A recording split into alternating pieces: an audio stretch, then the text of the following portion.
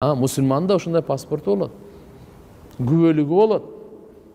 Ал күбөлүгү ушу ла иляха иллалла, бир Алладан башка сыйынууга лайыктуу зат жок. Сыйынганга лайыктуу бир гана Алла. Сыйынуу бөлөк, сыйлоо бөлөк.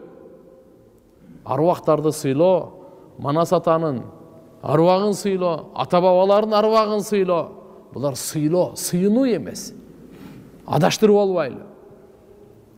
Тоолорду, Ала тоону, Ысык көлдү, Керемет дагы бардыгын сыйлай бериңиз. Бардыгын. Бирок сыйынууга ушунун бардыгын жараткан, жоктон бар кылган Манас атаны жараткан дагы, өмүр берген дагы, өлүм берген дагы, алып кеткен дагы, акыл эс, күч берген дагы ким? Алла субхана. Кудай жаратуучу. Сыйынууга лайыктуу бир гана Алла. Ияка набуду, биз Аллага гана сыйынабыз. Я Алла, саңа гана сыйынабыз. Саңа гана кулчулдук кылабыз, сенен башкага эмес деп. Ошо демек тилдеги калима. Туугандар, өзүбүз үйрөнөлү, балдарыбыз, аялыңыз ушуну биле билбейби? Бүгүн барып айтып көрүңүз. Ал дагы айтса, сиз дагы айтыңыз. Балдарыңыз биле билбейби? Кыздарыңыз биле билбейби? Ата энеңиз, бир туугандарыңыз билеби? Кайсы экен? Ла иляха иллалла Мухаммадур Расулуллах. Буну туура айтуу керек. Туура айтуу өзүнчө фарыз. Мааниси өзүнчө фарыз. Акыйкаты өзүнчө фарыз. Сактоо, жайылтуу өзүнчө фарыз. Бул ушундай улуу калима. Ла иляха иллалла Мухаммадур Расулуллах. Ушул улуу сөздүн урматынан аалам турат. Ушул сөз кетсе дүйнөдөн, аалам талкаланат. Ошонун аты кыямат. Ушул сөз канчалык акыйкатта нурлуу, салмактуу болсо, ошончолук ааламда береке болот.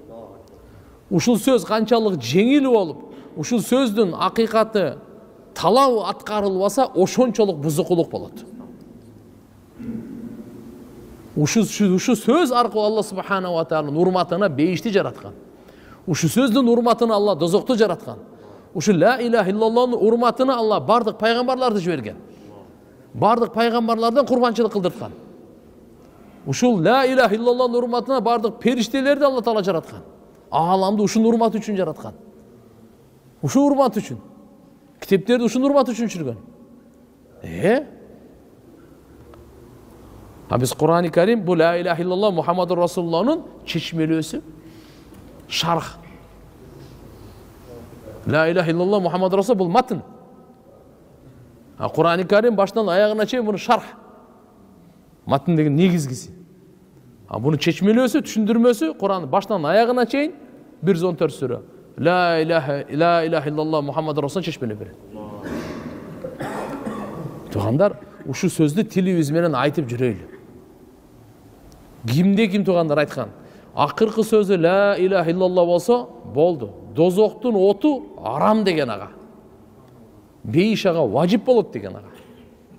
Ушундай улуу сөз, жети жер, жети асмандан да салмактуу сөз ушул. Ла иляха иллаллах. Ушуга күбөлүк бер. Экинчиси Мухаммадур Расулуллах, акыркы пайгамбар. Мухаммад Алла тааланын элчиси. Алла тааланын кулу. Саллаллаху алейхи ва саллям. Биринчи, экинчиси мекен тилаватул Кур'анил Карим. Экинчи, туугандар, сыратул мустаким Алладан сурап атканыбыз, менин тилим ла иляха иллаллах Мухаммадур Расулуллахны айтып жүрсүн. Экинчиси Кур'ан окуп жүрсүн. Ар кимди ушактай бербей. Ар кимдин жүрөгүн оорутуп, ренжитип, ар кимди алдап, экөөнү уруштуруп, кагыштырып, бирөөгө жала жаап, мен тилимди ал үчүн берген жок эле. Тилимди ла иляха иллаллах Мухаммадур Расулуллах, ашхаду ан ла иляха иллаллах ва ашхаду анна Мухаммадан абдуху ва расулу.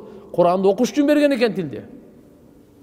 Демек, мынакей имандуу тил, Кайсы экени? Экинчи бутагы тилаватул Кур'ан. Куранды окуу. Куран окусаң туган, жүрөк тазаланат. Шайтандын азгырыгына тосмо. Жүрөктү капкара болуп калган, жүрөк кирдеп калган, таш болуп калган, эрите турган Курандан башка нерсе жүрөктү эрите албайт. Мына бүгүнкү күндөгү Кыргызстандагы, ааламдагы көрүнүштөгү бузукулуктар, кан төгүүлөр, бу зордук, зомбулуктар, таш боордуктардын бардыгы Курандын таасири жок, Куранды окубаган себебинен. Куран окуганда жүрөгү тазаланат эле, боору жибийт эле, эрийт эле боору, таш боору болбой, жүрөгү да тазаланып, жүрөгү да жумшарат эле буну. Кур'ан окуйт, эмнени окуйт анан? Жалгандын бардыгын окуйт. Интернетке кирип алып. Шайтандын бардык нерсесин окуйт дагы, Алла субхана ва тааля айтканды аны окуйт. Тугандар, Кур'ан-ы Карим. Ошон үчүн күн сайын мусулман адам Кур'ан окуп турсун, күн сайын окуп турсун. Оңолом десең күн сайын Кур'ан. Мага баары бир десеңиз анда башка жок жол. Бул пайгамбарыбыз Мухаммад алейхиссалам алып келди Кур'ан-ы Каримди. Кур'ан керемет. Адам окуса тойбойт. Чечмелесең жеги жок, чеги жок. Ушундай бир Алла субханаху ва тааlanын Кур'ан-ы Карими. Ошон үчүн иншалла келиңизде Кур'ан-ы Каримди кичине ачайлы, окуйлу, үйрөнөйлү, убакыт берейли. Убактыңыздычы зарланбаңыз. Ичтарды кылбаңыз Кур'ан окуганга кеткен убакыткачы.